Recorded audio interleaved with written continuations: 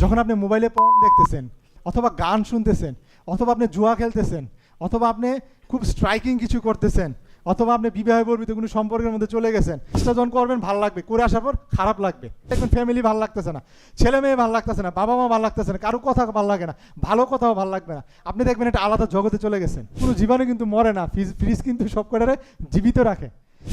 Million trillion জীবাণু আছে এখানে, আপনার পেটের মধ্যে, আমার পেটের মধ্যে আছে কি না? এই যে জীবাণুগুলা যদি পেটের মধ্যে আল্লাহ তাআলা হাইড্রোক্লোরিক অ্যাসিড না দিত, তাইলে এই জীবাণুগুলো কিন্তু আস্তে আস্তে আপনার মুখের মধ্যে চলে আসতো। তাহলে যেটাই দিবেন খেপে যাবে, যেটাই বলবেন বিরক্ত হবে, মনে করতে বলবেন মনে করতে পারবে না। আলটিমেটলি তার জীবনটা ভাই ওয়ান কাইন্ডস অফ যে সে একটা এক ঘরের মতো হয়ে যায়। আমরা প্রথমত যে বিষয়টা দেখলাম গবেষণা করে, কিছু আপনাদের নিয়ে গবেষণা আছে অনেকগুলা, এর মধ্যে একটা দেখলাম যে কাজের পরিধি। যারা প্রবাসে থাকেন তারা সর্বনিম্ন কত ঘন্টা কাজ করেন? তো গবেষণা করে দেখা গেছে যে এভারেজে আপনারা 8 থেকে 10 ঘন্টা কাজ করেন। এটা কি ঠিক আছে?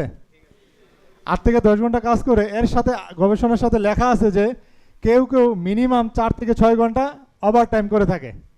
তার মানে যদি 8 ঘন্টা হয়, 6 ঘন্টা ওভার টাইম হয়, তাহলে কত ঘন্টা হয়? প্রায় 12 থেকে 14 ঘন্টা হয়ে যাচ্ছে। কেউ কি আছেন যে 18 ঘন্টার উপরে কাজ করেন? আছেন? 18 ঘন্টার উপরে কাজ করেন আপনারা? তাহলে আপনি কি বুঝতে পারতেছেন আপনার স্বাস্থ্যের ঝুঁকিটা কোন দিকে যাচ্ছে আস্তে আস্তে? আপনি যেই কাজ করেন না কেন, সেই কাজটা কিন্তু আপনার শরীরের সাথে আস্তে আস্তে অ্যাডজাস্ট হওয়া থেকে শুরু করে তার ইম্প্যাক্ট, ফিউচার, এই জিনিসগুলো কিন্তু আপনাকে চিন্তা করতে হবে। এই চিন্তাগুলো করে করে আমাদের সামনের দিকে আগাতে হবে। আমরা প্রথম যেটা বলতে চাই যে কঠোর পরিশ্রম। আপনারা যারা অনেক বেশি পরিশ্রম করবেন, তার সাথে সাথে কিন্তু আপনার খাওয়া এবং ঘুমটার সামঞ্জস্য থাকা লাগবে। এই বিষয়টাকে আপনারা অনুধাবন করেন? করেন? করেন না। মানে কাজ কিন্তু আপনারা প্রতিদিন ঠিকই করতেছেন, এর সাথে পুষ্টিকর খাবার, এর সাথে পর্যাপ্ত পরিমাণ ঘুম, এর সাথে বাথরুম ঠিকভাবে হচ্ছে কিনা, প্রতিদিন খাবারটা ঠিক সময় নিচ্ছেন কিনা, এগুলো কিন্তু আপনি খেয়াল করতেছেন না, ঠিক কিনা? এই বিষয়গুলোর কি কি গুরুত্ব থাকতে পারে আমরা একটু শর্টলি অল্প সময়ের মধ্যে আলোচনা করব। আপনারা দেখা গেছে যারা মিডল ইস্টে থাকেন, কেউ আমেরিকায়, কেউ ইউরোপে থাকেন, আপনাদের এক একজনের পরিবেশটা কিন্তু এক এক রকম। যারা গরমে কাজ করেন, আপনাদের গরমের যে রোগগুলো হয়, এই রোগগুলোর ব্যাপারে আপনাদের বেশি সতর্কতা অবলম্বন করা লাগবে। আর যারা শীত প্রধান দেশে কাজ করেন, আপনাদেরকে শীতের ব্যাপারে একটু গুরুত্ব দিতে হবে। যারা বিশেষ করে যেমন ধরেন সৌদি আরব বা মিডল ইস্টগুলোতে কাজ করেন, আপনারা কি খেয়াল করে দেখছেন যে যারা বাহিরে কাজ করেন এবং যারা ইনডোরে, বাইরে যারা কাজ করেন প্রতিদিন 6 ঘন্টা, 8 ঘন্টা, 10 ঘন্টা, আপনাদের কি পরিমাণ শরীর থেকে ফ্লুইড অর্থাৎ পানি বের হয়, কি পরিমাণ পানি খাওয়া উচিত, এই ব্যাপারগুলো কি আপনারা খেয়াল করছেন? আপনারা প্রতিদিন মিনিমাম 2 থেকে 3 লিটার পানি কিন্তু নর্মালি খেতে হয়, ঠিক কি না? নর্মালি কতটুকু খেতে হবে? 2 থেকে 3 লিটার। আর যে বাইরে কাজ করে, গরমের মধ্যে কাজ করে, তার কিন্তু মিনিমাম 3 থেকে 4 লিটার পানি খাওয়া লাগবে, ঠিক কি না? আপনি একটা বিষয় খেয়াল করবেন, যারা পানি কম পরিমাণ খাচ্ছেন অথবা পানি খাচ্ছেন না, অনেক বেশি ঘামতেছেন, লং রানে গিয়ে কিন্তু আপনার হার্ট অ্যাটাকের ঝুঁকি বাড়তেছে, আপনার কিডনির ফেলিওরের ঝুঁকি বাড়তেছে। এর সাথে সাথে কী হবে জানেন? আপনার দেখবেন সারাদিন খুব উইক লাগবে, উইকনেস লাগবে, শরীরটা দুর্বল লাগবে। আর এটা আপনি বুঝবেন কীভাবে যে আপনার পানি খাওয়া উচিত? অনেকে জিজ্ঞেস করে যে আমি তো পানি খাচ্ছি, তাহলে পানি আমার কতটুকু খাওয়া উচিত, এটা আমি বুঝবো কীভাবে? সেটা আপনি বুঝবেন যখন আপনি পানি খাচ্ছেন কিন্তু প্রস্রাব হচ্ছে না। তার মানে কি? আপনাকে আরও পানি খেতে হবে। তাহলে আরও পানি যদি খেতে হয়, আপনি পানিটা কিন্তু সারাদিন স্প্লিটেড করে খাবেন। একসাথে 1 লিটার খেয়ে ফেলছেন আর সারাদিন খবর নাই, এভাবে পানি খাবেন না। এখন ধরেন আপনি 2 গ্লাস খাইছেন, অপেক্ষা করেন 1 ঘন্টা পর আবার 2 গ্লাস, যখনই প্রস্রাব করে আসবেন 10 মিনিট থেকে 20 মিনিট পর আবার 1 গ্লাস পানি খাবেন। এভাবে সারাদিন পানিটাকে আপনার চালিয়ে যেতে হবে। তখন আপনি বুঝতে পারবেন যে প্রস্রাবটা ঠিকভাবে হচ্ছে কিনা, তাইলে আপনার পানি শূন্যতাটা পূরণ হয়েছে বলে বোঝা যাবে, ঠিক আছে? তাহলে এই পানির সাথে সাথে যে জিনিসটা খেয়াল রাখবেন, যারা বাইরে থাকে তাদের কিন্তু শুধু পানি খেলে হবে না, আপনাদের তো অনেক ফল ফ্রুট খাওয়ার সুযোগ আছে, তাই না? মোটামুটি পানির চেয়ে সস্তা ফল ফ্রুট, যে আমি যতটুকু দেখলাম আর কি।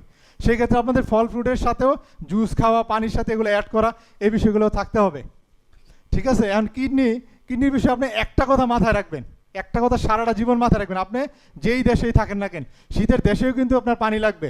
এই যেমন এখন শীত, আমরা কিন্তু প্রতিদিন খেয়াল করে দেখবেন 2 লিটার পানিও খাচ্ছি না, ঠিক কি না? মানে আপনি মনে করতেছেন শীত, পানিই খাচ্ছেন না। আগে গরমের দিনে তো 2 লিটার খাইতেন, এখন শীতের দিনে 1 লিটারও খাচ্ছেন না, আলটিমেটলি গরমের দিনে আপনার কিডনির যে ক্ষতিটা হইতো শীতের দিনেও সেম ক্ষতিটা হচ্ছে। সেই জন্য আমি একটা কথা বলি সবসময়, আপনার শরীরে একটা মাছ আছে, এই কথাটা আমি সব লেকচারেই বলি মনে রাখার জন্য। আপনার শরীরে একটা মাছ আছে, এই মাছটা যদি পানি থেকে তুলেন সে কি বাঁচতে পারবে? বাঁচবে? বাঁচবে না। তো বাঁচাইতে হলে কী করতে হবে? পানির মধ্যে রাখতে হবে, ঠিক কিনা? তার মানে আপনার এই কিডনি ঠিক রাখতে হলে পানির মধ্যে রাখতে হবে। বিশ্বাস করেন, বিদেশিরা আমার কাছে প্রচুর বিদেশি রুগী আসে, দেশে আসলেই আমার কাছে আসে, কারণ অনেক রুগী আমি ফলো আপ করি, আমার কাছে আসে। তাদের বেশিরভাগ কী জানেন? হার্টের রুগী, কিডনি রুগী, আরও কিছু রোগ আছে সেগুলো আমি আলোচনা করবো, কিন্তু এই দুইটা অনেক বেশি। সেই জন্য আপনাদের এই পানির ব্যাপারটা গুরুত্ব দিতে হবে। আর হার্ট অ্যাটাকটা কেন হয় জানেন? আপনারা সবাই অনেক বেশি খাওয়া দাওয়ার সমস্যা, দুশ্চিন্তা যেমন করেন, ঘুমান না, সাথে সাথে খাওয়ার অভ্যাসটা, যারা মিডল ইস্টে থাকেন, সৌদি আরব, আমাকে তো আইসা বলে যে স্যার আস্তা দুম্বা খেয়ে ফেলে অনেকে। তো আমি জিজ্ঞেস করলাম আপনি আস্তা দুম্বা কেন খান প্রতিদিন? স্যার এমন হয় যে সবাই মিলে খাইতে বসছি, বিদেশি বা যারা সৌদিয়ান আছে বা মিডল ইস্টে থাকেন, বড় শেখরা আছেন, ওনারা 1-2 টুকরা খেয়ে বাকি সবটা রেখে যায়। তো উনি কী করেন? সবটা খায়। তো খেয়ে হার্টের রোগ মানে অ্যাটাক নিয়ে আসছে। যে অ্যাটাক নিয়ে আসছে আমার কাছে গত সপ্তাহে সৌদি আরব থেকে একজন, বয়স কত জানেন? মাত্র 35 বছর। 35 বছরে তো হার্ট অ্যাটাক হওয়ার কথা না, তোর হার্ট অ্যাটাক হয়ে গেছে। কেন? খাদ্য অভ্যাস। তো খাদ্য অভ্যাস, তার সাথে আনুষঙ্গিক বিষয়গুলো কিন্তু জড়িত আছে। তো আপনার খাওয়া দাওয়া, চলাফেরা, আপনার কাজকর্ম সব কিছু কিন্তু হার্ট অ্যাটাকের ফেভারে আসে কিনা আপনি খেয়াল করতে হবে। খাবার দাবারের মতো মাংস, তেল, চর্বিটা লিমিটেড খাবেন। আবার আপনি যে মাংস বেশি খাচ্ছেন, সাথে সবজি কিন্তু একেবারে খাচ্ছেন না। ব্যালেন্স করতে হবে আপনাকে অলওয়েজ। ব্যালেন্সিং জিনিসটা যদি মাথায় রাখেন, ভবিষ্যতে হার্ট অ্যাটাকের ঝুঁকি কিন্তু কমে আসবে। আর না হয়তো আপনি হার্টের পেশেন্ট হয়ে আসতেছেন খুব তাড়াতাড়ি, মাথায় রাখবেন। আপনারা হার্ট অ্যাটাকের ঝুঁকি তো বাড়ে, এর সাথে কিন্তু আপনাদের যে প্যাটার্ন অফ স্লিপ এবং ওর সাথে খাওয়া দাওয়া, এই বিষয়গুলো কিন্তু সাথে সাথে তেলের একটা বিষয় আছে। আপনারা নিজেরা অনেকে রান্না করেন, অনেকে কিনে আনেন। তেলের বিষয়টার কারণে কি হয়? অনেকে কম দামি তেল খেয়ে থাকেন। এই তেলের মধ্যে সবচেয়ে বেশি পাম অয়েল, যারা মালয়েশিয়া থেকে অনেকে দেখি পাম অয়েল খায়, টাকা পয়সার জন্য হোক, যে কোনো কারণে হোক, অথবা ভাজা পোড়া খায়। বাঙালি নাকি পাড়া আছে, আমি মালয়েশিয়া যাই নাই, বাঙালি পাড়াতে কিন্তু এইসব তেল, সস্তা তেলগুলো দিয়ে ভাজা পোড়াগুলো হয়। এই তেলগুলো কিন্তু আপনার হার্ট অ্যাটাকের ঝুঁকিটা অনেক বাড়িয়ে দিবে। সেই জন্য খাবারটা যেন কোন তেল কিসে থেকে আসে একটু খেয়াল রেখে চলতে হবে, ইনশাল্লাহ। পারবেন তো? আর আমাদের অনেক যারা বাঙালি, এটা দুঃখজনক হলে সত্যি, যে আমাদের দেশে যারা বিদেশে যায়, আমরা কিন্তু সবাই ট্রেন করে বিদেশে পাঠাই না। এটা কিন্তু আপনিও জানেন, আমরাও জানি। ট্রেন মানে কি? যারা, আমি নিজে সৌদি আরব গিয়ে দেখেছি, আমার বেশিরভাগ ভাইয়েরা দেখছি যে যত ছোটোখাটো কাজ আছে ভাইয়েরা করেন। কাজটা সমস্যা না, সমস্যা হইলো সব ছোটো কাজ কেন করতে হবে? তারা তো একটু ট্রেন আপ যদি হইতো, তাহলে বড় কাজগুলো তারা করতে পারতো না। এই কোয়ালিটি তো আছে, কিন্তু পাচ্ছে না। যার কারণে কি হয়? অনেক ভারী কাজ কিন্তু আমার বাংলাদেশি ভাইরা করতেছেন দেশের বাইরে। ভারী কাজ করার কারণে, সবসময় বাইরের কাজ করার কারণে, ওজনের কাজ করার কারণে কোমরের ব্যথা, শরীর ব্যথা, এমন কোনো বিদেশি আমি SMS পাই না যে তার শরীর ব্যথা নাই। যেই কোনো কারণে হোক, শরীর ব্যথা, মাথা ব্যথা, এটা লেগেই থাকে। তা আপনারা একটু, আমি অনুরোধ করব, এই শরীর ব্যথার যে বিষয়গুলো আছে আপনাদের একটু খেয়াল করে চলতে হবে। যদি ভারী কাজ করাই লাগে, এই ভারী কাজটা কীভাবে, এখন তো বাইরে তো অনেক মেশিন পাওয়া যায়, কিভাবে ওয়েট লিফটার পাওয়া যায়, অথবা 2 ভাগে ভাগ করা যায়। আপনি একবারে সব কাজ না করে এটাকে ভাগ করে করেন। এক ফিউচারে কিন্তু কোমরের ব্যথা শুরু হলে অনেকের কোমরের প্রলাপস হয়ে যায়, মানে হাড্ডি দুইটার মধ্যে গ্যাপ, এই গ্যাপটা কিন্তু একেবারে কমে যাচ্ছে ভারী জিনিস মানে তোলার কারণে। এই গ্যাপটা কিন্তু একটা সময় আর অপারেশন ছাড়া কাজ হবে না, আপনার হাত পা কিন্তু অবশ্যই হয়ে যাবে। সেই জন্য একটু খেয়াল করে চলবেন যে কিভাবে আমার স্বাস্থ্য ঝুঁকিটা কমিয়ে আনা যায়। আমি যেটা বলতেছিলাম যে আপনারা ড্রিঙ্কসের ব্যাপার, সবাই খুব, মানে কেউ আমি দেখেছি, আমার কিছু পেশেন্ট, আমি জিজ্ঞেস করি ইচ্ছা করে যে আপনি কি কোনো প্রকার ড্রিঙ্কস খান? বলে যে স্যার খাই। পানি তো খাওয়া হয় না, এটাই বেশি খাওয়া হয়। পানির চেয়ে নাকি এটা সস্তা। তো পানির চেয়ে যদি এটা সস্তা হয়, এটি যদি আপনি বিয়ার, মদ খেয়ে থাকেন, এটার তো হিসাব আছে, আলাদা আলাদা ক্ষতিকর কারণ আছে। লিভার ফেলো, লিভার সিরোসিস, এগুলো তো মদ থেকে বা অ্যালকোহল থেকে হইতে পারে।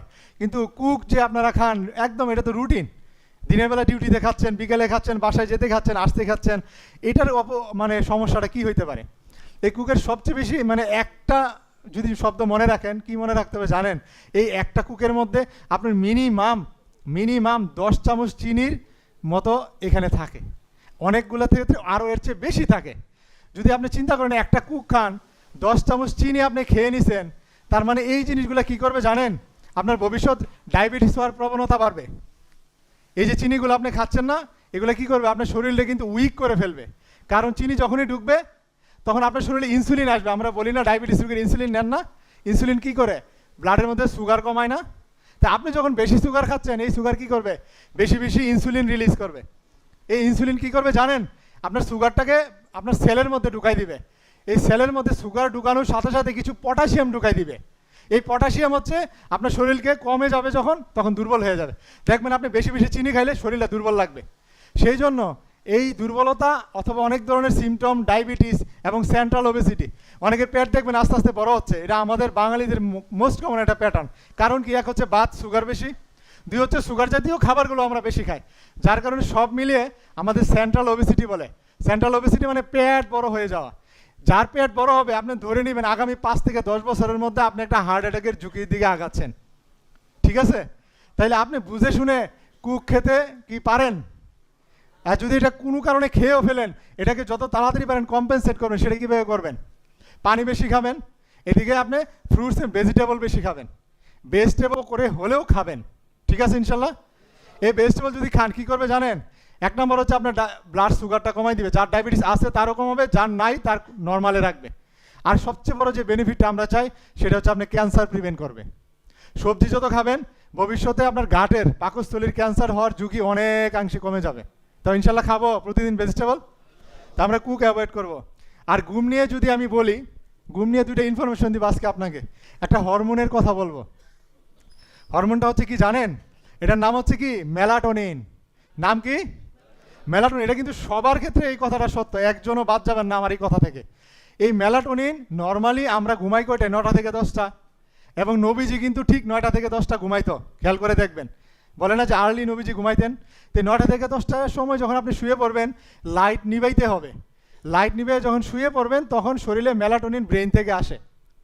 এই মেলাটোনিন যখন আসে, এই হরমোনটা আপনার ঘুমের জন্য দায়ী। বুঝতে পারছেন? কিসের জন্য দায়ী? ঘুমের জন্য। আপনি যখন ঘুমাবেন, আপনি শুয়ে পড়বেন, মেলাটোনিন ব্রেন থেকে সিক্রেশন হবে, তখন আপনার আস্তে আস্তে ঘুম ভাব হবে, আপনি ঘুমিয়ে পড়বেন। যখন লাইট থাকবে, অতিরিক্ত সাউন্ড থাকবে, লাইট থাকবে, তখন আপনার ব্রেন সিগন্যাল যাবে কি, মেলাটোনিন তখন সিক্রেশন হবে না। এই জন্য দেখবেন অনেকের বলে রাত 2টা-3টা বেজে গেছে, তার আসলে ঘুম আসতেছে না। অনেক বড় লোকরা আমরা ঢাকা শহর দেখি, ওরা অভ্যাসই করে ফেলছে 2টার 1টা 3টার আগে ঘুমায় না। ইভেন অ্যান্ড দেন আমরা একটা গবেষণায় দেখছি বেশিরভাগই প্রবাসীরা রাত 2টার আগে ঘুমায় না। কথাটা কি সত্য? বেশিরভাগ।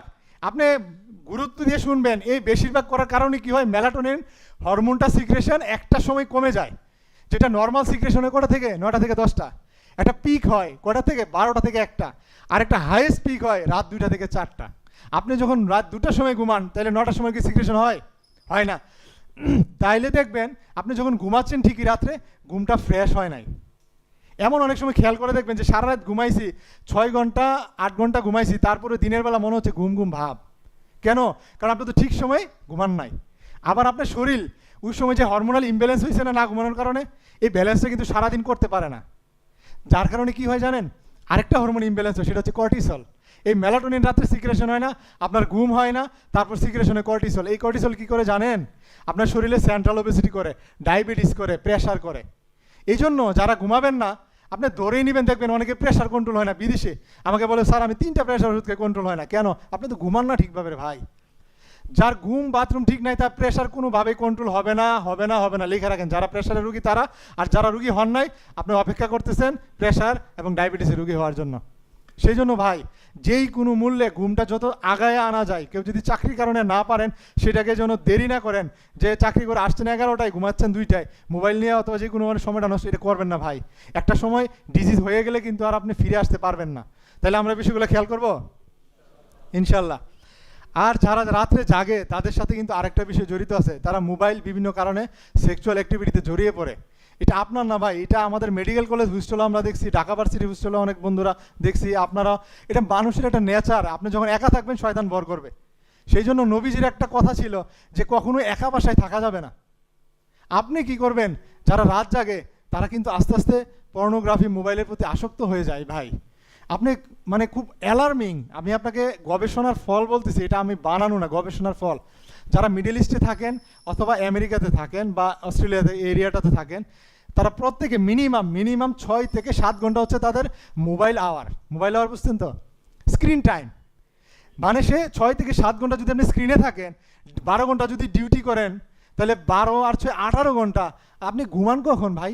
মিনিমাম 6 ঘন্টা তো আপনাকে ঘুমাইতে হবে, দুনিয়া উল্টাই গেল, নাহলে আপনি মানুষই থাকবেন না। সকালবেলা উঠে দেখবেন কাস্টমারের সাথে খ্যাটখ্যাট করতেছেন, বাসায় ফোন দিলে খ্যাটখ্যাট করতেছেন, কিছু শুনলেই বিরক্ত হয়ে যাচ্ছেন, কারোর সাথে কোলাবোরেশন করতে পারতেছেন না, আপনি কোনোভাবেই একটা নর্মাল লাইফ লিড করতে পারবেন না ভাই, এটা সম্ভব না। যেটা করতেছেন গায়ের জোরে করতেছেন, গায়ের জোর কিন্তু সবসময় ব্যালেন্স করে না। একটা কথা মনে রাখবেন, আল্লাহ তাআলা এই শরীরটা বানাইছে 100% ব্যালেন্সে দিয়া। আপনার হাতে একটা ফুরা হইলেও আপনার মাথা ব্যথা শুরু হয় না? সিম্পল একটা ফুরা হইলেও দেখবেন শরীর অস্থির লাগে, ভাল লাগে না, যতক্ষণ পর্যন্ত না ফুরাটার সমাধান না হয়। তাইলে আপনার হরমোনাল ইমব্যালেন্স প্রতিদিন অল্প অল্প করে আপনি করে যাচ্ছেন, মোবাইল স্ক্রিন দেখে দেখে, রাত্রে না ঘুমিয়ে, এগুলার ইমব্যালেন্স ইম্প্যাক্টটা যে হবে, সেক্সুয়াল অ্যাক্টিভিটি দেখার কারণে যে ইম্প্যাক্টটা হবে, এগুলা থেকে কিন্তু আপনি বের হইতে পারবেন না রে ভাই। এই জন্য আমাদেরকে এই জিনিসগুলা গুরুত্ব দিতে হবে। এগুলো সবচেয়ে বেশি ইম্প্যাক্টটা কি জানেন? আমি অনেক বিদেশি ভাইদেরকে পাই, তারা আমাদের কাছে আসে, তাদের মেইন সমস্যা কি হয় জানেন? যত বেশি মোবাইল দেখে, তারা বলে যে দেশে আসার পর আপনার ইরেকশন অফ পেনিস হবে না। ইরেকশন মানে আপনার পেনিস দাঁড়াবেই না, এটা সম্ভবই না। আপনি যারা এগুলা কাজ করবেন তারা দাঁড়াবে না। দাঁড়াবে না কেন? কারণ আপনি তো হরমোনাল ইমব্যালেন্সটা করে ফেলছেন। এখান থেকে আপনি যতক্ষণ ফিরে না আসবেন, একটা সুসংবাদ হচ্ছে, আপনি যদি ফিরে আসেন, মোবাইল থেকে বের হয়ে আসতে পারেন, আপনি যদি পর্ন বা এইগুলা থেকে দূরে থাকতে পারেন, আপনি নর্মাল লাইফে ফিরে আসা সম্ভব। এটার সাথে একটা হরমোনাল সম্পর্ক আছে। আমি আপনাদেরকে যেটা বুঝিয়ে দিব সেটা হলো হরমোনাল সম্পর্কটা কীরকম জানেন? যারা মোবাইল দেখে, এটা গবেষণা ফল, এটা এমন না যে আমি বানাই বলতেছি, এটা মেডিকেল অলরেডি প্রুফ। যারা রেগুলার পর্ন দেখে মোবাইলে, তাদের ব্রেনের মধ্যে একটা হরমোন সিক্রেশন হয়, সেটা কি জানেন? ডোপামিন। ধরেন ধরেন আপনি আপনার ফ্যামিলি নিয়ে খুশি থাকেন না, বউ বাচ্চা নিয়ে, বাবা মা নিয়ে, বন্ধু বান্ধব নিয়ে থাকেন না, তখন একটা হরমোন সিক্রেশন হয় খুশি, সেটা কি? ডোপামিন। এই হরমোনটা আপনার নর্মাল ব্যালেন্সিংয়ে কিন্তু সিক্রেশন হয় যখন আপনি ফ্যামিলি বা আদার সুন্দর সময় কাটান। যখন আপনি মোবাইলে পর্ন দেখতেছেন, অথবা গান শুনতেছেন, অথবা আপনি জুয়া খেলতেছেন, অথবা আপনি খুব স্ট্রাইকিং কিছু করতেছেন, অথবা আপনি বিবাহ বর্বিত কোনো সম্পর্কের মধ্যে চলে গেছেন, মানে আপনার মধ্যে একটা আলাদা এনফোর্সমেন্ট কাজ করবে, তখন কি হয় জানেন? অতিরিক্ত পরিমাণ ডোপামিন সিক্রেশন হয়। মানে আল্লাহ তাআলা এমনভাবে বানাইছে দুনিয়াটাকে যে আপনি যখনই লাইনের বাইরে চলে যাবেন, আপনার শরীর লাইনের বাইরেই অ্যাক্টিভিটিস দেখাবে। তাইলে যে ব্যক্তিটা এই কাজগুলো করতেছে, তার কি হয় জানেন? অতিরিক্ত পরিমাণ কি হয়? ডোপামিন সিক্রেশন হয়। তাহলে আমি কি বললাম? ডোপামিন আপনার নর্মাল ব্যালেন্স করতেছে না। তো যখন অতিরিক্ত পরিমাণ ডোপামিন সিক্রেশন হয়ে গেছে, তাইলে কি আপনার ব্রেনের মধ্যে ওই মুহূর্তে ডোপামিন আছে? নাই, কিন্তু অতিরিক্তটা সিক্রেশন হয়ে গেছে না। নাই যখন, তখন আবার দেখুন হতাশা লাগে। দেখবেন আপনি একটা খারাপ কাজ করে আসার পর হতাশা লাগে, লাগবে। আপনি খারাপ হন, মুমিন হন, মুমিন না হন, আপনার লাগবে। এটা এটা আল্লাহ এইভাবে বানাইছে। এই জন্য দেখবেন আপনি গান শুনতেছেন, খুব উৎফুল্ল লাগতেছে, গান বন্ধ করেন, একটু পর হতাশা লাগবে। আপনি কারোর সাথে সেক্স করতে গেছেন অনৈতিকভাবে, কাজটা যখন করবেন ভাল লাগবে, করে আসার পর খারাপ লাগবে। আমি মদ মদ খাইতে গেছেন, আড্ডাবাজি করতে গেছেন, ভাল লাগবে, আসার পর দেখবেন হতাশ লাগতেছে। আপনি সারা রাত মোবাইলে পর্ন দেখতেছেন, খুব ভালো লাগতেছে, তারপর দেখবেন হতাশ লাগতেছে। এটা আল্লাহ তাআলা এইভাবেই বানাইছে ভাই। কেন জানেন? ওই হরমোনটা ইমব্যালেন্স হয়ে গেছে, ওটা যা আছে সব সিক্রেশন হয়ে গেছে। তখন কি হয় জানেন? আপনি আবার আগের অবস্থায় ফিরে যাওয়ার জন্য আপনার মন তখন আপনাকে ট্রিগার করে, এই তোমার তো এখন খারাপ লাগতেছে, আপনার তো খারাপ লাগছে, অস্থির লাগছে, কী করি আবার সেম কাজ করি। তাহলে কি হবে? আবার শরীর চেষ্টা করবে আবার কিছু একটা রাশ দেওয়ার জন্য হরমোনাল, তখন আপনার আবার কিছুটা ভালো লাগবে, আবার তারপর আবার হতাশ লাগবে। এই জন্য দেখবেন একটা সাইকেলে পড়ে গেছে, অনেকে বলে ভাই কোনোভাবেই বের হইতে পারি না। কেন? একবার ভালো লাগতেছে, আবার হতাশায় ভুগতেছেন, আবার আপনাকে বাধ্য করে যাওয়ার জন্য শরীর। শরীর মানে কি? এটা একটা সাইকেল। এই সাইকেলটা বের হইতে গেলে ভাই আপনাকে ধৈর্য ধরতে হবে। জিনিসগুলা কিছুদিন, অ্যাটলিস্ট 7 দিন 10 দিন নিজেকে প্রিভেন্ট করেন। অনেকে দেখবেন বলে ভাই একবার বের হয়ে আসতে পারলে ভালো লাগে, তারপরে সমস্যা হয় না। আবারও কোনো না কোনো কারণে দেখবেন আপনি জড়াই পড়তেছেন, শয়তান আপনাকে ওয়াসওয়াসা দিয়ে নিয়ে যাচ্ছে।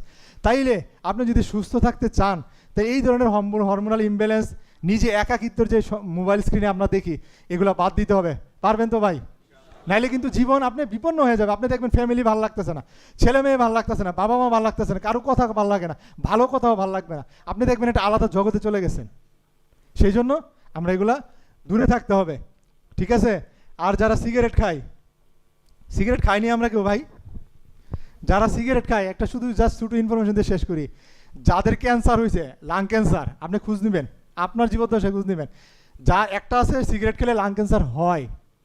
আমাকে এক মুরব্বী বলতেছে, ভাই বয়স তো 80 বছর সিগারেট খেয়ে ফেলছি, আর বাঁচবই কয়টা দিন, থাক সিগারেটটা আর বন্ধ করতে পারবো না। তাই আমি বললাম আচ্ছা ঠিক আছে। ঠিক বিশ্বাস করেন ভাই, তার 3 মাস পরে তার কাশ নিয়ে আসে, কাশ আর ভালো হয় না, 3 মাস 6 মাস গেছে, পরীক্ষা করে দেখছে লাং ক্যান্সার। তো ঠিক আছে, উনার না হয় 80 বছরে হয়েছে, সবার কি একরকম? এই সিগারেটের সবচেয়ে ক্ষতিকর দিক কোনটা জানেন? লাং ক্যান্সার চেয়ে বেশি আপনার সেক্সুয়াল অ্যাক্টিভিটি কমাই দিবে, আপনার সেক্সুয়াল অ্যাক্টিভিটি কমাই দিবে। আর লাং ক্যান্সার বলেন, ব্রেন স্ট্রোক বলেন, হার্ট অ্যাটাক, ও তো ঝুঁকি আছেই ভাই। সেই জন্য যাদেরই মানে লাং ক্যান্সার হয়েছে 100 জনের 80 জন সিগারেট খাওয়ার হিস্ট্রি আপনি পাবেন। কোনো কোনো ক্ষেত্রে এটা বলে পরীক্ষা গবেষণায় দেওয়া গেছে 90 জন, অর্থাৎ 100 জনের লাং ক্যান্সার হলে 80 জনের হিস্ট্রি পাবেন, তাকে জিজ্ঞেস করলে পাবেন যে উনি আগে সিগারেট খাইতো। তাইলে আপনি এখন যারা সিগারেট খাচ্ছেন আপনি কিন্তু ধাপে ধাপে লাং ক্যান্সারের দিকে আগাচ্ছেন। সেই জন্য ভাই কোনো প্রকার ধূমপান থেকে আপনারা বিরত থাকবেন। এমনকি আপনি সিগারেট খান না কিন্তু রুমমেট খায়, অনুরোধ করবেন যে ভাই তুমি বাইরে গিয়ে খাও। কারণ আপনি যে খায়া যে ধুমাটা নিচ্ছেন, উনি খাচ্ছে যে ধুমাটা নিচ্ছেন, ঘুরে কিন্তু একই ক্ষতি হচ্ছে। এটা বলে প্যাসিভ স্মোকার, ক্ষতি একই। সেই জন্য এটাও করা যাবে না। এক ভাইরা আছেন বলতেছিল যে ভাই আমরা তো, আমি জিজ্ঞেস করছি এই লেকচার নেওয়ার আগে অনেকের সাথে আমি কথা বলছি, তো বললাম যে ভাই আপনি যে খাবার খান কীভাবে খান? তা আমাকে 2 জন বললো যে ভাই আমি আইসা রান্না করি তারপর খাই। আর 2 জন আমাকে বললো যে আমরা করি কি পুরো সপ্তাহ রান্নাটা একবারে রান্না করে ফ্রিজে ঢুকাই দিই। তো 2টা বিষয় আমি শুনতে পারলাম, আমি জানি না আমি কি ঠিক বলছি কিনা। তো আমি যে ভাই বললো যে ফ্রিজে রাখি 1 সপ্তাহটা একটু একটু করে বের করে খাই, তো আপনি একটা জিনিস মনে রাখবেন, ফ্রিজের যে সবচেয়ে বড় ভয়ঙ্কর জিনিসটা কি জানেন? ফ্রিজ জানেন, আপনি ফ্রিজটা কতদিন আগে কিনছেন? 5 বছর, কারো 3 বছর, কারো 2 বছর। এই যে 2 বছর 5 বছর আগে যে আপনি ফ্রিজটা কিনছেন, যে জীবাণুগুলো আপনি ঢুকাইছেন আস্তে আস্তে না 2 বছরে, ও কিন্তু সব ফ্রিজের ভিতরে আছে। কোনো জীবাণু কিন্তু মরে না, ফ্রিজ কিন্তু সব কটারে জীবিত রাখে। তা আপনি যে মাংসটা রাখতেছেন ভিতরে, এটা কিন্তু আগের যে 2 বছর আগে জীবাণুটা ঢুকাইছেন ওর সাথে কিন্তু লেগে যাচ্ছে। যেটা 5 বছর আগে জীবাণু ঢুকাইছেন আপনার মাছের সাথে কিন্তু লেগে যাচ্ছে। যে খাবারটা রাত্রে রান্না করে রাখছেন ওর মধ্যে কিন্তু চলে আসতেছে। এই জন্য দেখবেন পুরানো খাবার খেলে পেটের কেমন যেন একটা সমস্যা, আপনি পীড়া থেকে বাঁচতেছেন না। গ্যাস্ট্রিক সমস্যা তো হবেই, তার সাথে সাথে বাথরুম হওয়া, পেট ব্যথা করা, হ্যাঁ, গল স্টোন, পাথর হওয়া, অনেক ধরনের ডায়রিয়া হওয়া, অনেক ধরনের সমস্যা থাকে। গ্যাস্ট্রিকের ওষুধ কথা তো বলে লাভ নাই। কিছু কিছু বিদেশি বাইরে আছে, কাউকে জিজ্ঞেস করে না, দেশ থেকে 1 বস্তা গ্যাস্ট্রিকের ওষুধ নেওয়া যায়, নিয়ে বলে যে 6 মাস এটা নিলাম, তাহলে 6 মাস পরে আসলে আবার নিয়ে যাব, দেরি হইলে বাড়িতে ফোন দিয়ে আবার ওষুধ নেওয়ায় কি সার্জেল। আপনি একটা বিষয় খেয়াল করেন ভাই, যারা গ্যাস্ট্রিকে আপনি ওষুধ খাচ্ছেন, আপনার গ্যাস্ট্রিকের ওষুধ খাওয়ার কারণে আপনার কি করবে? পেটের মধ্যে গ্যাস কম হবে, তাই তো? গ্যাস মানে কি বোঝায়? এই গ্যাস্ট্রিকের ওষুধটার একটাই কাজ, সেটা হচ্ছে পেটের মধ্যে হাইড্রোক্লোরিক অ্যাসিড সিক্রেশনটা কম হবে, ঠিক তো? পেটের মধ্যে অ্যাসিড সিক্রেশন কম হবে না গ্যাস্ট্রিকের ওষুধ, এটা কিন্তু এটাই কাজ। তাহলে পেটের মধ্যে যদি আপনার অ্যাসিডিটি কমে যায়, এই অ্যাসিডটা যে আল্লাহ তাআলা পেটের মধ্যে দিছে ভাই, এটার কিন্তু কিছু কাজ আছে। কি কাজ জানেন? আপনি শুনলে অবাক হবেন। আপনার যে পেটের মধ্যে বাথরুম আছে না, না হইলে তো 5 কেজি সবার পেটের মধ্যে আছে, 3 কেজি তো আছে না? এখানে কত কোটি জীবাণু আছে বলতে পারবেন? মিলিয়ন ট্রিলিয়ন জীবাণু আছে এখানে আপনার পেটের মধ্যে, আমার পেটের মধ্যে আছে কিনা? এই যে জীবাণুগুলা যদি পেটের মধ্যে আল্লাহ তাআলা হাইড্রোক্লোরিক অ্যাসিড না দিত, যদি হাইড্রোক্লোরিক অ্যাসিড না দিত, তাইলে এই জীবাণুগুলো কিন্তু আস্তে আস্তে আপনার মুখের মধ্যে চলে আসতো, খাদ্যনালী দিয়ে আসতো না। আল্লাহ তাআলা এখানে অ্যাসিড দিয়ে দিছে, যার কারণে কি হয় জানেন? কোনো জীবাণু আপনার এই হাইড্রোক্লোরিক অ্যাসিড ক্রস করে আর আপনার মুখে আসতে পারে না। আপনি যখন গ্যাস্ট্রিক ওষুধ বেশি দিন খাবেন অকারণে, তখন কি হবে? অ্যাসিডিটি কমবে না, তখন জীবাণুগুলো অনেক বেশি গ্রো হবে, 5টা 10টা 1 লাখ 2 লাখ 5 লাখ হয়ে যাবে। এগুলো কি করবে? একসময় গিয়ে আপনার গ্যাস্ট্রিক ক্যান্সার করে ফেলে। এই জন্য ভাই ডায়রিয়া করবে, অ্যাবজর্পশন কমে যাবে, জীবাণু দেখবেন খাইবেন অনেক, শরীরে লাগবে না, কারণ এই যে অ্যাসিডিটি তো সব কমায়, হজম শক্তি কমায় দিচ্ছেন। সেই জন্য অকারণে গ্যাস্ট্রিকের ওষুধ খাওয়া যাবে না ভাই, ঠিক আছে? ইনশাল্লাহ, ইনশাল্লাহ। আর আপনারা যত ধরনের কাজ করেন না কেন ভাই বিদেশে, একদম অনুরোধ করি, এরকম এক্সাম্পল আমি হাজার হাজার দিতে পারবো, যে আমার ভাইয়েরা অনেক কষ্ট করে কাজ করতে গেছে, গিয়ে একটা অ্যাক্সিডেন্ট হয়েছে, তারা কিন্তু রাখে নাই কোম্পানির জন্য কাজ করছেন, তারা এসে কান্নাকাটি করে চিকিৎসা করাইতে পারে না, বিদেশে আর যাইতে দেয় না, ভিসা ক্যান্সেল। কারণ আপনি অসাবধানতাবশত একটা অ্যাক্সিডেন্ট করে ফেলছেন, আপনার চিকিৎসা দেশে করে দেশেই থাকতে হয়। সেই জন্য ভাই যেই কাজই করেন তার প্রোটেকশন আগে নিয়ে নেবেন ইনশাল্লাহ, ঠিক আছে? উঁচুতে করলে সেই প্রোটেকশন নেবেন, ধুলাবালুতে কাজ করলে মাস্ক পরবেন, যেই কাজে রোদ হয় সেখানে পানি খাওয়ার ব্যবস্থা রাখবেন, যেখানে বাথরুমের ব্যবস্থা রাখবেন, সবজি টবজি খাওয়া দাওয়ার জন্য রেগুলার করে যেই ব্যবস্থা রাখবেন, এগুলো করেই কাজটা এনশিওর করবেন। স্বাস্থ্য সবার আগে, ঠিক আছে? ইনশাল্লাহ। আর যারা বিদেশ থেকে আসবেন, আমি এটা সবাইকে বলে থাকি, দেশে আসলে যেহেতু একটু সস্তা আছে, পরীক্ষা নিরীক্ষা একদম বেসিক টেস্টগুলো একবার করে তারপর আপনারা বিদেশ যাবেন, যার যে প্রবলেম আছে সেটাও ফলো আপ করে তারপর বাইরে যাবেন, ঠিক আছে? ইনশাল্লাহ। আর আরেকটা বিষয় আমি একটু বলি, সেটা হচ্ছে লাস্ট কথা বলে শেষ করি। আমাদের ব্রেনে একটা রেটিকুলার সিস্টেম আছে, এটা রাত জাগার সাথে, মোবাইলের সাথে, পর্ন সাথে সম্পর্কিত। রেটিকুলার সিস্টেমটা কি জানেন? রেটিকুলার সিস্টেম মানে আমরা অনেকে গাড়ি চালাই না, আমরা কিন্তু ডান বাম সব দেখি একসাথে, তাই না? হর্ন দেই, পিছনে তাকাই, এই যে কুরিলেশনগুলো আছে না, আমরা কি করি? হাত চালাই ড্রাইভিং ইয়াতে, পা কোথায় দেয়? ব্রেকে, আবার ডাইনে দেখি বামে দেখি। এই যে আপনি এতগুলো কাজ একসাথে করতেছেন, আপনার ব্রেন কিন্তু এটাকে কুরিলেট করতেছে, বুঝতে পারতেছেন? কুরিলেট যে করতেছে ব্রেন, এই যে কোরিলেশনগুলো করছে, এটার জন্য কিন্তু কোথায় সেন্টারটা? ব্রেনে। এটার বলে রেটিকুলার সিস্টেম। রেটিকুলার সিস্টেম মানে তারের মতো অনেকগুলো তার। আপনারা দেখছেন না মোবাইলে, অথবা আপনারা দেখছেন না কম্পিউটারে, অনেক চিকন চিকন তার আছে কিনা? আছে কিনা? আপনার ব্রেনে এর চেয়েও বেশি বেশি তার আছে, চিকন চিকন।